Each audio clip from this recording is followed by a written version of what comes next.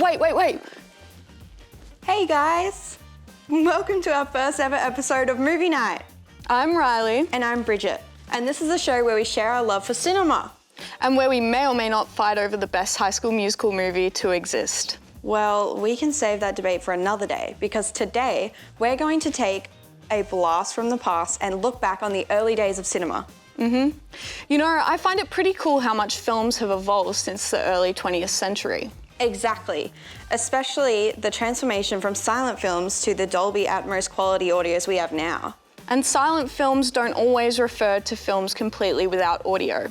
Films with background audio but no dialogue can still be considered silent films, like Charlie Chaplin's. Oh, Riley, what do you think it'd be like if Charlie Chaplin's films were equipped with dialogue instead of being silent films? That's interesting. But I can't begin to imagine what that would be like personally. I'd prefer his movies to be silent though, because 99% of their uniqueness is based on his wonderful expressions, comical acting, and slapstick comedy. I agree. I have to say that it's not easy to make someone laugh with a joke, let alone without words. Right? I mean, it's quite hard to find a man these days that could make half of the generation laugh without words. But Chaplin definitely pulled it off. That's why I have so much respect for our film icons back then, and even modern films nowadays like Hugo, which is considered a tribute to the famous Georges Méliès. Oh, Méliès is truly an icon. I like to call him Male Barbie. Male Barbie? Yeah, because before he was the pioneer of cinema, he was a magician, an actor, a theatre director, and a master of phantasmagoria. Like, that's cool. Well, if you look at it that way, then I guess he is quite a male version of Barbie. And he's also known as the inventor of special effects in films like A Trip to the Moon. Right? The famous rocket landing on the moon's eye. You know, it's cool how a short film of only 13 minutes long has successfully marked its history of being one of the earliest known science fiction films. That's true, and I guess you could say that Méliès explored and pushed the boundaries in creating A Trip to the Moon. I would say that he's a genius for combining both live action and animation into film, which was ahead of its time back then. Yep, that's why it's regarded as one of the most influential films in cinematic history. But talking about cinema, did you know that one of the most remarkable moments of film viewing happened in 1895? Of course! Lumiere Brothers, The Arrival of a Train. The whole experience was so new for the audience back then that they panicked as they saw the train streaming into the station towards the screen. To be fair, if I were born during that time and I see a train coming that close to my face, I would probably react the same way. And now that I think of it, I cannot imagine how those poor people would react to the Avengers or Final Destination. Oh, with the crazy plots and effects that we have these days, they would have panicked for sure. Talking about current movies, it's truly impressive to see how special effects have improved and changed throughout the years. I agree. I can't imagine watching Star Wars or a Vin Diesel movie without all the help of CGI. Yeah, it would turn into a comedy for sure. Even old films like the Australian horror Razorback still relied on real-life props, lighting, and special effects to achieve all the stunts in their film. Oh, that must be quite expensive. Luckily, thanks to CGI, we can create even more believable looking worlds and mind-blowing creatures today, like Godzilla. Yeah, because how would you make an atomic breathing giant lizard look believable without CGI? Quite impossible. Not sure, but they managed to pull it off in their first 1954 movie. Ah, true. Anyway, I can't imagine the pressure the crew had when CGI wasn't a thing.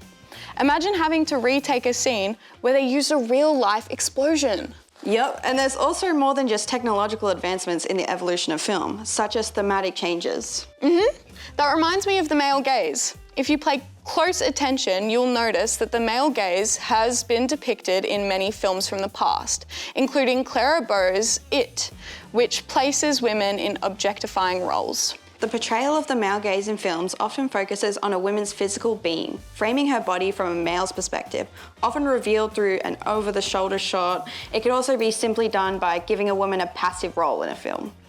But thankfully, women's representation has significantly increased in recent years. So we get to see more films that challenge the male gaze. My favourites are Lady Bird and A Portrait of a Lady on Fire. Both of those are such great films, and I cannot wait to see more. But do you know what else I love about the past and present films? The remakes. Really? I don't know about that. Sometimes the remakes are a flop. They either go too far off the original or they just lack quality in general. Creating a remake can be pretty risky.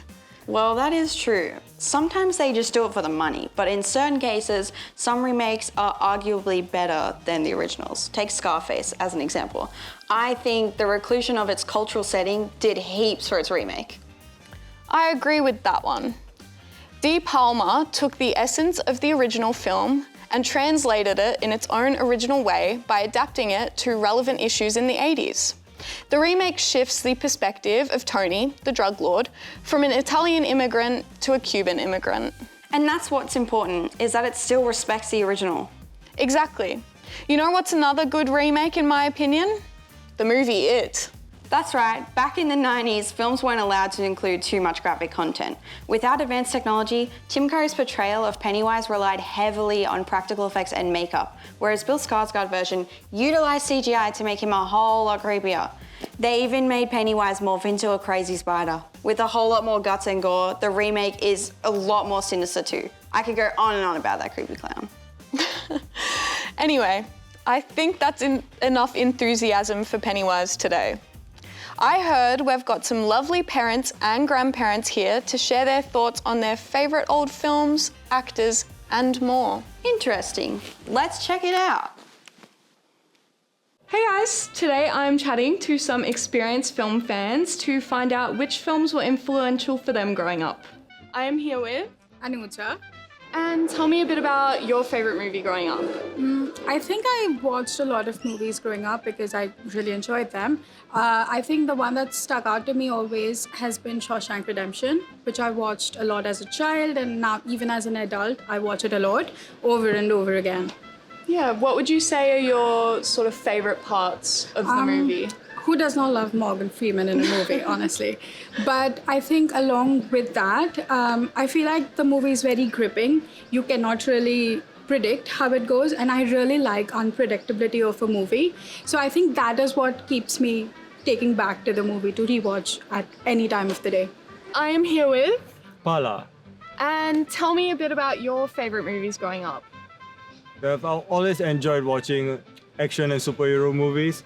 So if you tell me growing up, like back in the 90s, I always watched like Power Rangers in TV, and that was like a very popular thing among my generation, among the kids. So after watching that, we go back to school and we start like pretending like Power Ranger characters during recess time.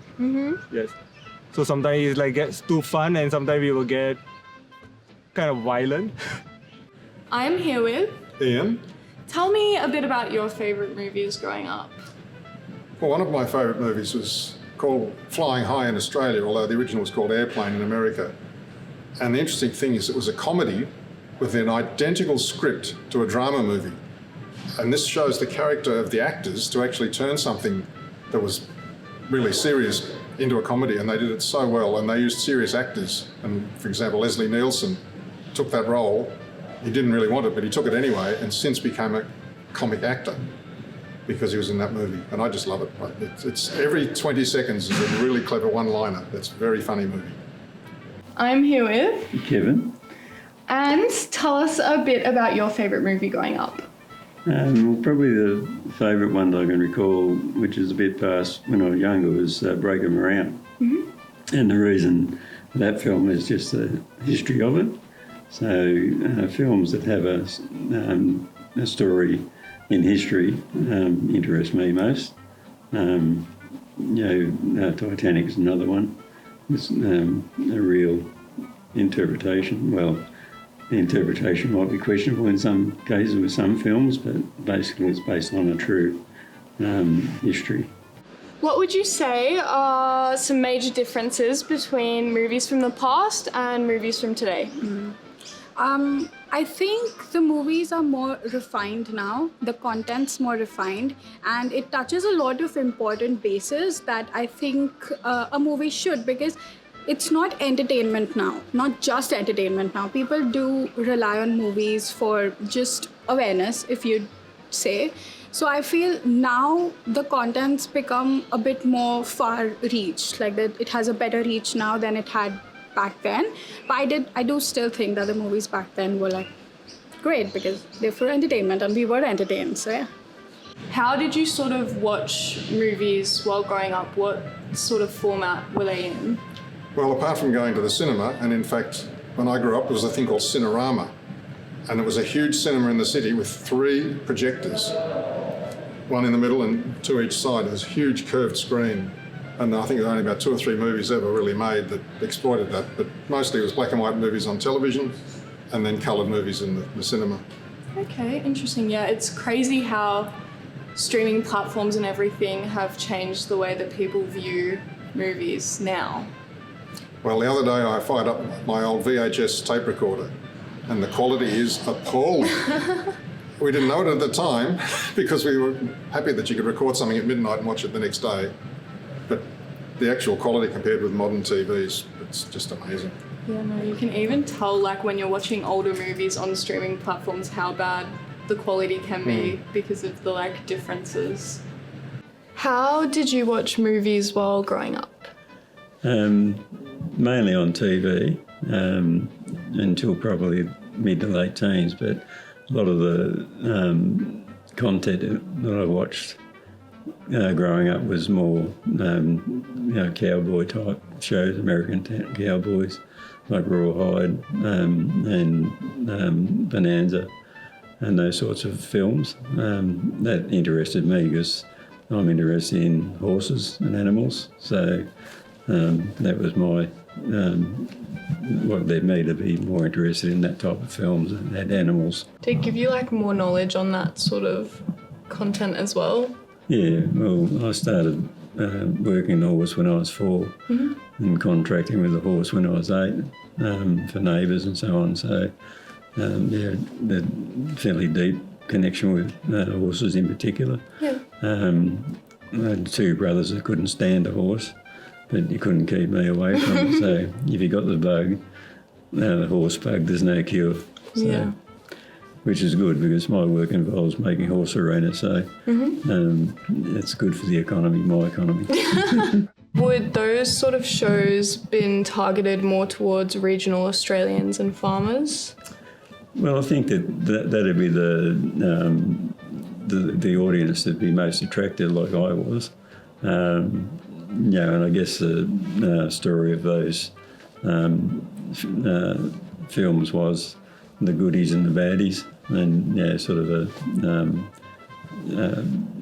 saying that goodies win and do the right thing and baddies don't. So, but it would be probably that mainly that audience, I think, that would be drawn towards that. And I mean, there wasn't back in the day a big range of films on TV. So.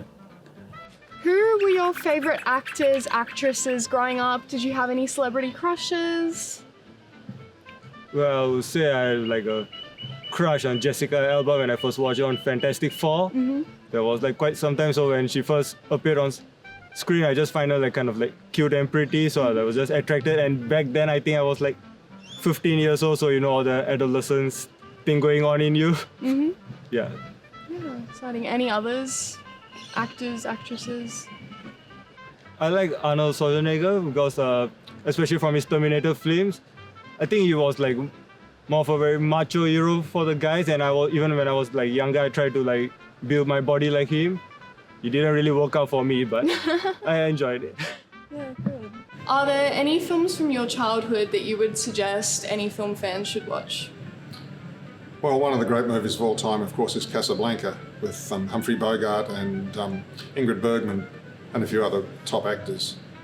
It's a wartime movie and the tension is really obvious in the movie. The fact that these people are fleeing war-torn Europe and trying to get letters of transit, which actually doesn't exist, it was a made-up thing in the movie, for them to try and escape Europe and get to America or somewhere. But the quality of the acting is just unbelievable. There's a couple of scenes where Ingrid Bergman's face just shows the fact that she was passionately in love with Humphrey Bogart when they were in Paris, but then they switched to her current husband, who was the underground worker in Europe and managed to defeat the Nazis and then escape to Casablanca. And it's just an amazing movie. As well as the bit where Sam plays the piano. And he never said play it again, Sam. That's a misquote. That's definitely a super iconic movie. Did you hear that, film fans? Check it out. What would you say are some major differences between films nowadays and back in your childhood? Well, I think, like I said, probably a lot of the films in my time when I was younger was that there was a theme of good and bad. And I think my recollection was there was less violence in films, and also there was less, like there was more reality, like there wasn't so much fiction and so much involved in films. Whereas I think the later films, not all, but the majority of them are more violent orientated or fictional. And I guess fictional is to stretch our imagination, which doesn't hurt, I suppose. But yeah, that's where I think it is. That's the difference that I see. Thanks, guys, for coming and being interviewed today. Now, back to the studio. Bye. No matter what age you are, these films have left a lasting impact on the industry and influence countless kids and adults alike. Plus, their influence will continue to go for years. That's what makes films so extraordinary. I love animated films too, such as Coraline. With its amazing visuals and unique characters, I find it to truly be a masterpiece. I mean, fair enough. I've seen those films countless times, and it's still popular these days. Did you know that they recently remastered Coraline to be 3D for its 15th anniversary? Yes, I've been waiting for this day. I bet it would be so cool to see it up close. Kind of creepy too, I'm not gonna lie. I really love a good classic romance too, especially The Notebook. It's heartwarming, but heartbreaking all at the same time. Exactly. I love when films take you on an emotional ride. And what makes it even more heartbreaking is how it's based on a true story. Don't even mention that. I'm gonna start sobbing. My bad. Well, on a different note, I'm a huge sucker for Batman movies too, especially the ones from the 80s for their dark and campy vibes. Batman Returns, first of all, is so camp. It's my favorite because it stays true to the comic books. As a kid, I would even pretend to be sick just to skip school and watch Batman movies at home. I feel like we've all done that at some point. Films back then really added lots of joy to our childhood. Hey movie fans, you're here with David to take you on a trip to look at some of our favourite iconic filmmakers from the past that have made a change in film history. Starting off with everyone's favourite master of suspense, Alfred Hitchcock. If you're not familiar with his name, then you'd at least know the slasher soundtrack that goes like this. Yep, that famous soundtrack comes from one of Hitchcock's horror mystery films, Psycho. And if you're able to recognise that soundtrack alone, that already gives you one reason why Hitchcock is such an icon when it comes to building emotion and suspense. He's created many legendary films such as Strangers on a Train and Vertigo.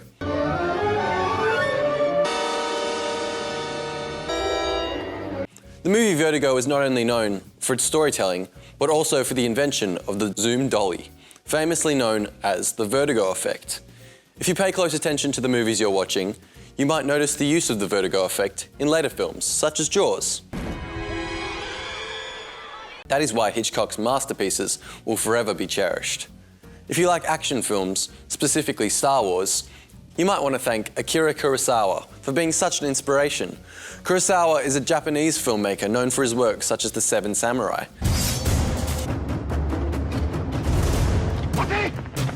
Interestingly enough, Kurosawa was a painter before he delved deep into the art of filmmaking, due to the pressure of finding a more lucrative profession. But thanks to his change in profession, we can now enjoy films such as Star Wars: A New Hope, where it's considered an homage to Kurosawa's Seven Samurai, through its element of action scenes and dialogue. Besides that, Kurosawa blends his love for art and film into works by combining different classical art forms through imagery and scoring, in creating cinematic works that are still considered a shadow to Western cinema to this day. Now, this next icon is highly recognised for her image. In a white dress and pearly blonde hair, Marilyn Monroe. She began her acting career as an actress who's widely known for frequently playing the blonde bombshell, which was often viewed by directors and production companies as a marketable object. But being the courageous and intelligent woman she is, Monroe had enough of playing the dumb woman and voiced out her stand as a woman during times where there was a lack of female representation. Even if accepting more role offers meant a steady income for her, she refused those offers and set off to create her own production house. Hats off to her. With her beauty and brains, Monroe will forever be acknowledged for both her impeccable acting and her bravery in reshaping gender roles in a male-dominated industry. It's so inspiring to have looked at different important filmmakers who I consider as the heroes of the film industry. But I guess that's my time for today. Till next time. Wow, I aspire to be like them. Coming up with new techniques and methods alone isn't easy to do, but being able to influence the film industry up till today is crazy. I know, right? The amount of dedication and hard work in initiating a change in the industry is something truly respectable. There are also a lot more iconic filmmakers that aren't mentioned in the video too, and we appreciate every single one of their contribution to the film industry. Not only that, but we also have a lot of filmmakers in today's generation who will truly shape the future of filmmaking. Do you have anyone specific in mind, Bridget? Yeah, you mentioned Barbie earlier, and I can't help but think of all the amazing films that Greta Gerwig has directed. She might not have made a lot yet, but all of her films so far always leave lasting impressions on us viewers. Oh, you're right. Her films are always the talk of the media, and you can see how. Her stories are very character-driven, with rich personalities like Joe in Little Women. And she's also famous for her mumblecore technique, which is an improv dialogue that she implemented to create a natural feel to the conversations in her films. We also can't forget the famous Bong Joon-ho. We all might know him from Parasite, but all his other films like Memories of Murder are also known for their high ratings on IMDb and Rotten Tomatoes. I love Parasite. It's deserving of 4 Oscars. But what I specifically like about his directing is how he includes layers of depth in his films through different aspects of filmmaking, such as the production design, mise-en-scène, scoring, and more. Yes, I remember how he uses vertical hierarchy in Parasite to portray differences in social class and the use of high and low camera angles to establish power in his characters. Exactly. Well, we had a really great discussion today, don't you think? It was great to have a blast from the past. It was fun to talk about all the different perspectives on how film history has shaped the movies that continue to entertain us today. I sure am excited for the future of films and what new projects are waiting beyond the horizon. That's it for today's episode of A Blast from the Past. Thanks for tuning in to Movie Night.